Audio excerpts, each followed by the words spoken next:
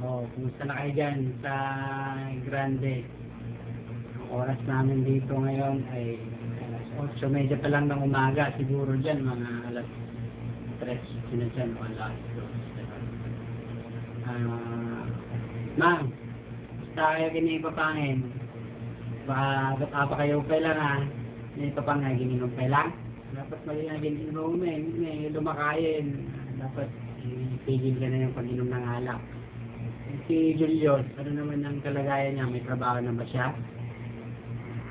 Kung wala, dapat hanapin yung trabaho. Mag-aasawa na yung tao, wala pang trabaho. Dapat matuto na siyang pamilya. Si Alaysa naman kaya, yung anak ko, magaling na siguro siyang magsalita, no? Mag-send sa mga ganyan pictures niya kung paano may pera ka ng pang-send. O kaya sa email na lang, pa-email nyo kay Ate Flor sa opisina nila. Yung mga anak nila kaya Sani, si Karel, si May, kumusta naman sila? Yung lahat dyan, kumusta kayo?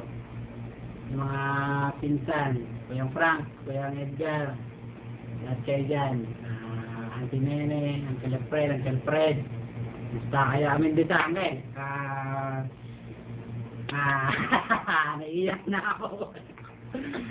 Ito yung opisina, dito yung opisina ko. Sa kabila, nandun yung bossing ko, vice president ng kumpanya. Pag kailangan niya ako, titigawan lang niya ako, maririnig ko naman dito sa opisina. Yun. Hindi ko pa alam kung matutuloy akong uuwi o hindi. Magdedesisyon siguro ako after election. Kasi nakausap ko na yung manager sa agency namin.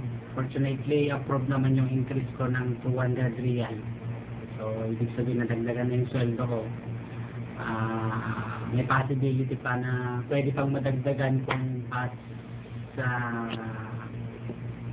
positive yung resulta nung pag-uusapan namin yung bossing ko dito sa West Costa. West Costa yung pang-kumpanya namin dito.